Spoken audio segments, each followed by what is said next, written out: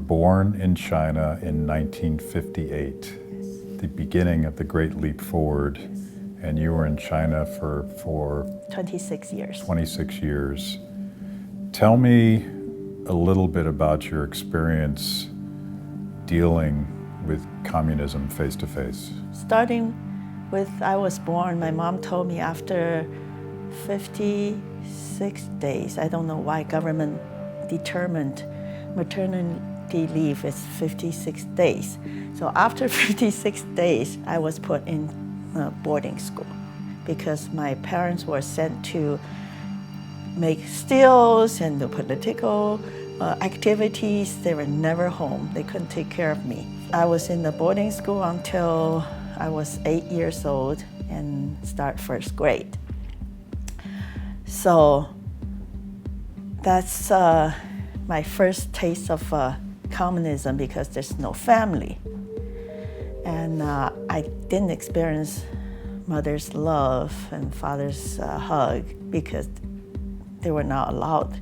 Soon after I was born, it was a great famine during 60, 61, 62, and we were starving. And also as a little kid, we have to participate in collecting scrap metals, actually just break down ready-made products like pots and pans, doorknobs, and to melt it down, pretend to be a product of steels to meet the quota the government set up. We live on campus in China where you get housing where you work. My mother was a university professor. So we live on a university campus. All the sports grounds are turned into production ground for steels, and then the professors and students and make some kind of thermos. I don't know. They didn't even understand how to do that, and burn all the trees. First, all the trees are cut down to burn, and then all the chairs and tables all burned to melt down those steels and then get a lump, and they will drum and dance and sing, march on the street, say, yeah, we got 10 kilo, whatever, steel. Mao said God didn't make the world perfect, so men have to make it better, and men will definitely make it better. So, for example, as a communist soldier at a very young age, we were ordered to kill all the birds in China because the birds will eat the crops and human beings will have less to eat. So we were put on the rooftop, on the tree to make noise, so won't let the birds rest. And the birds were all eliminated that way.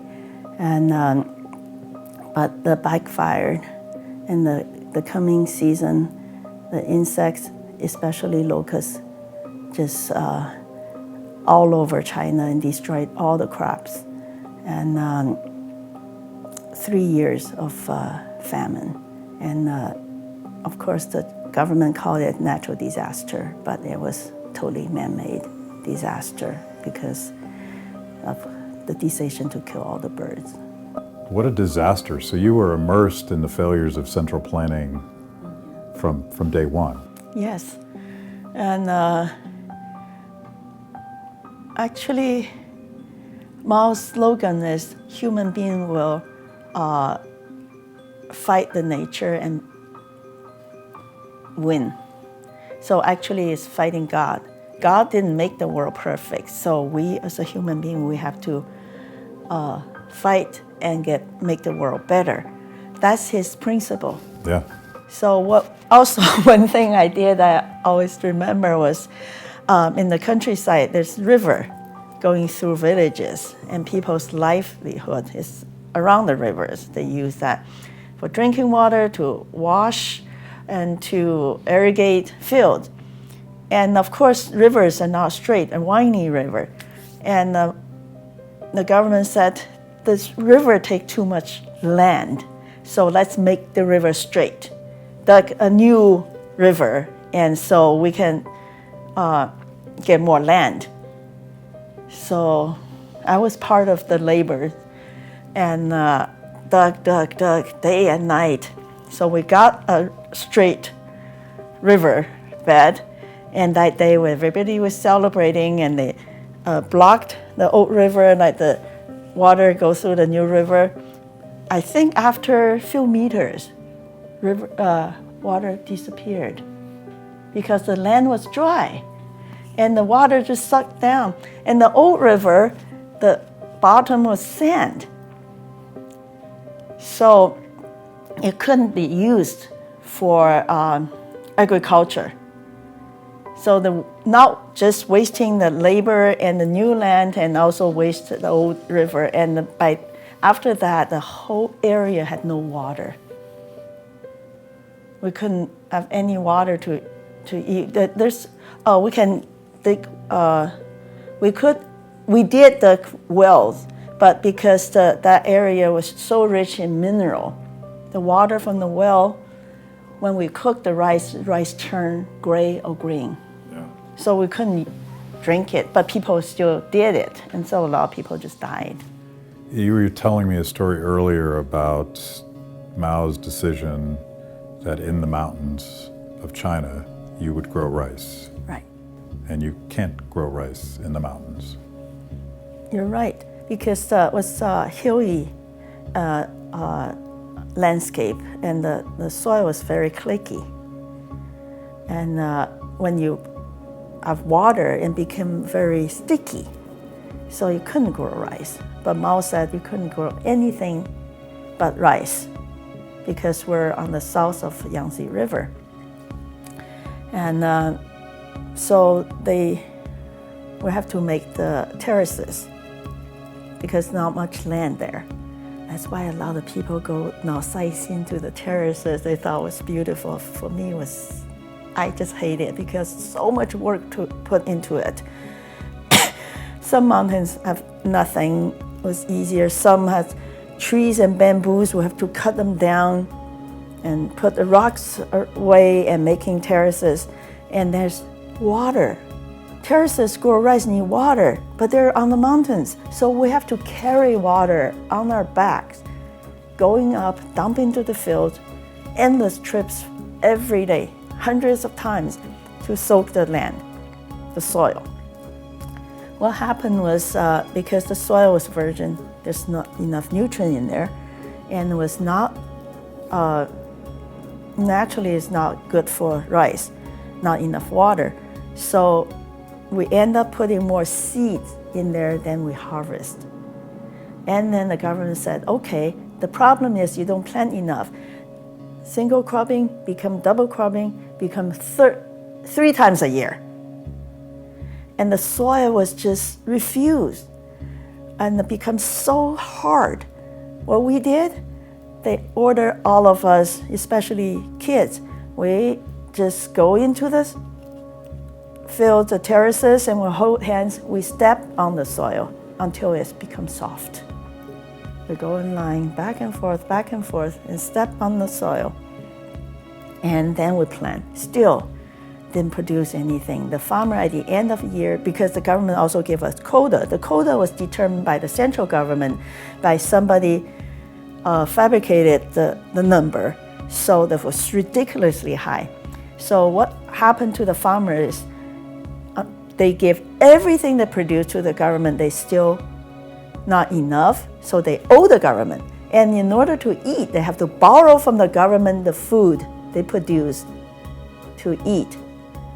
And usually a family have a big wok filled with water and put 1 handful of rice to make a soup. I remember I could count how many grain of rice in my 1 bowl of soup. So you just drink that all day long. At the end of the day, little left over, you feed the pig. The pig was also very, very skinny. So that's the peasants. And I thought to myself, they are the producers, the supplier of the livelihood of the country. If they are this poor, where all these food come from? And I can tell, even I was living in the village, I could tell the whole country was starving, because that's reality. My brother will go to the fields and find holes, and they know there's mice, rats, and they will capture them and eat it. We ate everything that didn't kill us. Yeah, I refused to eat rat, but my brother, he was a growing boy. He was so hungry. They ate it. And go to the pond, get the snails and frogs. I was very good at cooking frogs. And yeah, we ate everything that didn't kill us. The tree bark, tree leaves, the grass. I knew all the grass witches at the Friedrich Hayek has this phrase, the pretense of knowledge. And then later his final book was The Fatal Conceit.